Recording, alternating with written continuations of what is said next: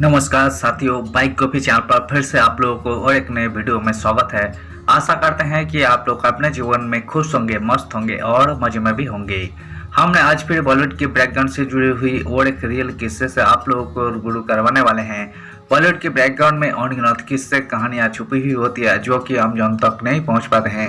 हमारे चैनल पर हम कोशिश करते हैं उन्हीं किस्से कहानियों को आपके सामने लाने की। तो चलिए कहानियों पे चलते हैं, शुरू करते हैं और एक नए किस्से। लेडी बॉस कहलाती थी ये एक्ट्रेसेस, 50 के दशक में लेती थी 1.5 लाख फीस। मधुबाला से शादी करना चाहते थे इनके पति।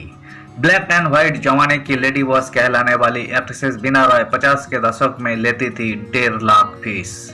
हिंदी सिनेमा की प्रसिद्ध अभिनेत्री बीना रॉय का जन्म 13 जुलाई 1931 को लाहौर में हुआ था और उन्होंने 1950 के दशक में अपनी अदाकारी से दर्शकों को प्रभावित किया। बीना रॉय ने अपनी पहली फिल्म काली घटा में अभिनय किया और 1953 में फिल्म अनारकली से उन्हें असली पहचान मिली, जिसने उन्हें रातों रात स्टार बना दिया। उन्होंने मुगले आजम फिल्मों का ऑफर ठुकरा दिया था जो बाद में मधुबाला को मिला और यही फिल्म भारतीय सिनेमा में इतिहास रच गई। हिंदी सिनेमा के स्वर्ण युग की दमदार नायिकाओं में से एक थी खूबसूरती की मल्लिका बीना रॉय, जो उस दौर में एक फिल्मों के लिए 1.5 लाख रुपए लेती थी। 13 जुलाई 1931 को लाहौर में जन्मी यही सजीव सौंदर्य की मूर्ति पर्दे पर जितनी सौम्य दिखती थी उतने ही उनके अभिनय में गहराई थी। उन्होंने 1950 के दशक में अपने अभिनय से दर्शकों को मंत्रमुग्ध कर दिया। विशेष रूप से अनारकली 1953 में इसके गाने और इनकी अदायगी लोगों के जहन में आज भी जिंदा है। इससे जुड़ा एक बेहतरीन किस्सा भी है। उनके छोटे बेटे कैलाश नाथ ने कुछ साल पहले एक इंटरव्यू में बताया था कि मुगले आजम भी उनको ऑफर हुई थी, लेकिन उन्होंने इसे करने से साफ मना कर दिया था। कहा, एक छाप लग चुकी है और मैं उसे दोहराऊंगी नहीं। बाद में ये रोल उनकी झोली में गया, जिनसे कभी उनके पति प्रेमनाथ शादी करना चाहते थे और वो थी मधुबाला। वो दौर ऐसा था जब एक फिल्मों के लिए हीरो को 50,000 से 1 लाख रुपए मिलते थे, लेकिन बीना रॉय जैसे एक्ट्रेसेस को 1.5 लाख रुपए दिए जाते थे। उस दौर में यही सिर्फ एक फीस नहीं थी बल्कि इंडस्ट्री में बदलाव की कीमत थी। अपनी मेहनत के दम पर बीना रॉय ने अपना स्टारडम बनाया। उनके नाम पर फिल्में बनती और बिकती थी। बीना रॉय का असली नाम कृष्णा सोरेन था। उनके पिता रेलवे में अधिकारी थे। भारत पाकिस्तान के बंटवारे के बाद उनका परिवार कानपुर आ गया और उन्होंने यहाँ से अपनी पढ़ाई जारी रखी। इसके बाद उन्होंने लखनऊ के इसाबेला थोबन कॉलेज में एडमिशन लिया। यही से उनके अंदर अभिनय के प्रति दिलचस्पी बढ़ने लगी। वही कॉलेज के नाटकों में हिस्सा लेने लगी और धीरे धीरे उनका आत्मविश्वास बढ़ने लगा।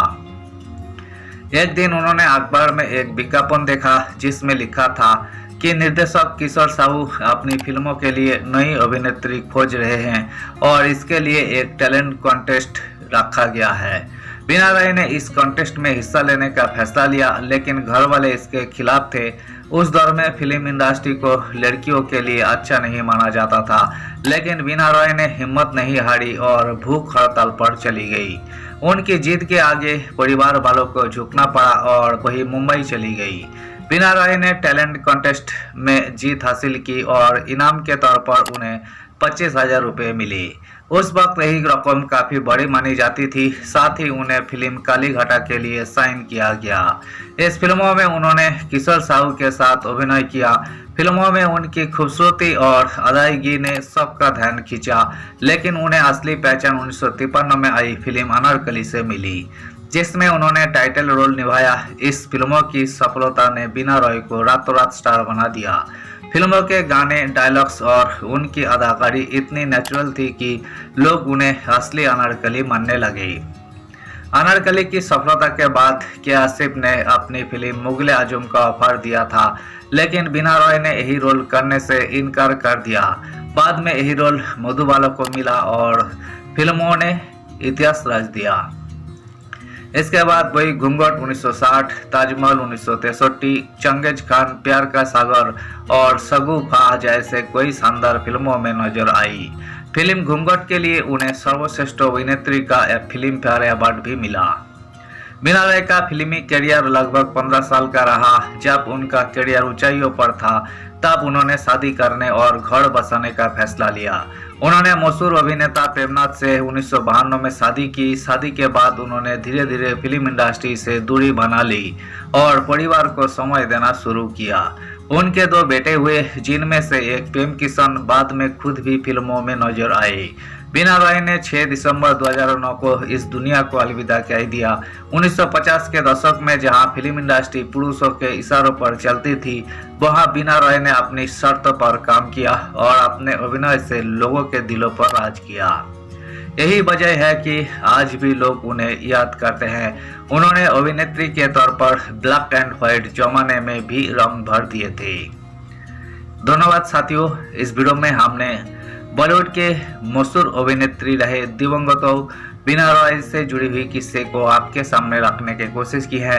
उम्मीद है दोस्तों वीडियो आपको जरूर पसंद आई होगी। वीडियो पसंद आए तो लाइक कर दीजिएगा, चैनल पर नए आए हैं तो प्लीज एक सब्सक्राइब कर दीजिएगा, कमेंट बॉक्स में हाइप जरूर कर दीजिएगा। मिलते हैं नेक्स्ट वीडियो में, धन्यवाद।